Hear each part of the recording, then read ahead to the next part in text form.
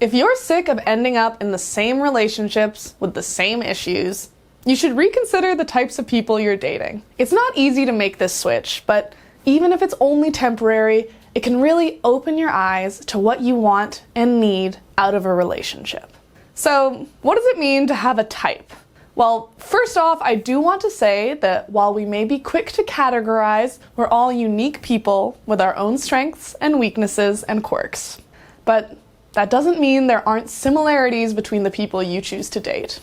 These break down into a few categories of similarity: physical type, personality, line of work, and general vibe.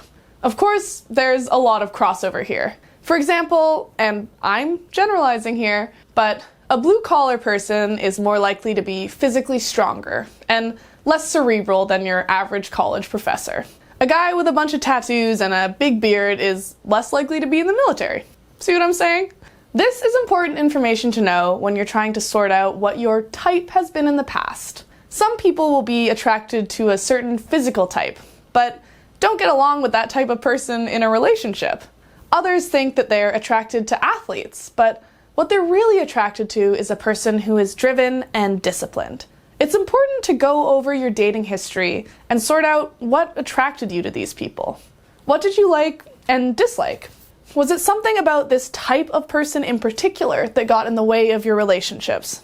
Or was it something else? For example, maybe you tend to fall for unavailable people. Is this just a coincidence? Or are you doing it because you're afraid to get close to them? Maybe you always date people older than you. Why do you think that is? It's very common for people to gravitate to a certain type of person when it comes to dating. It may be that these are the type of people who seek us out in the first place. Maybe they represent a sort of version of our first crush, and we're still unconsciously chasing that. Maybe they remind us of someone from our past that made us feel safe. Whatever sets off the initial attraction, this can easily become a pattern. You have one relationship, then you break up, and the next person you're interested in just happens to remind you of your ex. After doing this a few times, it just feels more comfortable and natural to date this type of person. You know what they like, what they bring to the table, and their different red flags. While every one of them is going to be a little different, you'll be surprised at how you attract and are attracted to more similar people as time goes on, because you've built this habit. Now, why is that a problem? It seems like a good thing to find the kind of people you're attracted to and to stick with them. That way, you aren't wasting your time on people who aren't right for you. But this is true to some extent. I think if you're watching this video, it means that you've been running into problems, because you're stuck on a certain type and you're wanting to try something new. So with that in mind, how do you go about dating people outside of your type? Well, my first advice is to open your mind. It's not as simple as flipping a switch and changing who you're attracted to. It's going to mean going on dates with people who don't immediately drive you wild. It's going to mean fighting your instinct to say no to everyone who doesn't fit a certain profile. Let friends set you up with people who you might not typically give a chance. Swipe right more on dating apps. Fight through awkward silences and really get to know people. It's all about being open-minded and being willing to connect. Here are a few things to keep in mind during this process. Learn to separate anxiety from love. One of the reasons that people end up in a cycle of dating a certain type of person is that they only experience butterflies with people who treat them in a certain way. Namely, they only experience these sort of intense feelings with a person who doesn't treat them very well. I think of it this way. If you already know what's coming, then there's less anticipation and less of a payoff at the end. This is what you get when you date someone who is open and honest about their feelings for you, communicates their needs and expectations, and is willing to be affectionate and loving towards you. Then there are people who keep you at arm's length, run hot and cold, and never reveal how they're feeling or what they want. On paper, this is obviously a negative situation, but early on it can feel like they're just mysterious, spontaneous, and in high demand. This makes you work extra hard to win their attention and love, And when you get it, it feels all the more exciting.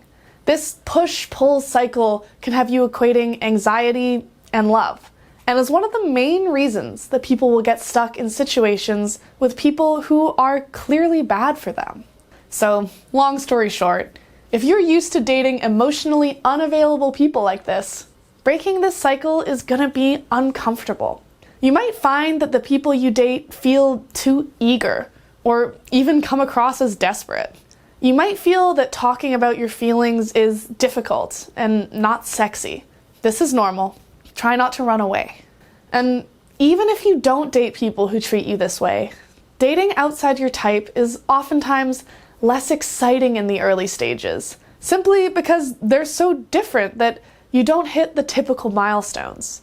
This is where being open-minded and patient comes in. Don't compare your dates to past relationships. It can be so easy to measure someone new against someone from our past. It can also be extremely destructive to our new relationship. This is especially true when you start dating someone outside of your type for the first time. I'll tell you right now, if you compare them to past partners, they're gonna come up short every time. This is not because they're lacking anything. It's because you're lacking the ability to see all the good things that they bring to the table, at least at this point. It makes sense, doesn't it? You're now dating someone who you wouldn't have given a second glance in most cases. Because you've never given people like this a chance, you don't know what they have to offer and what makes them special. Maybe you're incapable of seeing it at first glance. That's what makes them not your type. But if you can stop comparing them to your past partners and take the time to get to know them, then you'll find that they have qualities that you've never imagined. If you're struggling with comparison, the best way to escape it is to take the time to get over a breakup before you begin dating again. If you've been apart for a long time and this is still coming up, then that may mean that you haven't fully processed these breakups. Get out of your comfort zone. One of the biggest reasons that people only date their type is because it's comfortable. This is understandable, but the more time you spend outside your comfort zone, the more you learn and grow. So, get comfortable being uncomfortable. Accept the fact that this is going to be different and that it will be scary, and do it anyway. The reason you're even watching this video is because you're feeling stuck in a cycle of bad dates and unfulfilling relationships. And if you want that to change, you'll have to change it. Focus on what's been missing. Instead of focusing on what this person lacks compared to the last person you dated, focus on what's been missing in your past relationships that's making you take a different approach. Maybe you've always dated people with high expectations, who pushed you to be the best version of yourself. Did that mean you couldn't relax and had to put up a false front? Maybe you dated people with big personalities. Did you ever feel like you had to shrink yourself to fit into their lives? These are just examples, but one of the big benefits of this exercise is to find out if things could be different. So don't waste the opportunity by trying to create the same relationship you've had in the past. Remember that this is an experiment. It can be difficult for some people to break away from their type because of the way they're thinking of potential dates. I think many people go into a date with the mindset of, is this someone I want to spend the rest of my life with? This makes sense if you're looking to settle down and are sick of wasting your time on people who aren't right for you. But this attitude can do you a disservice early on. As difficult as it may be, I want you to try to empty your head of these thoughts.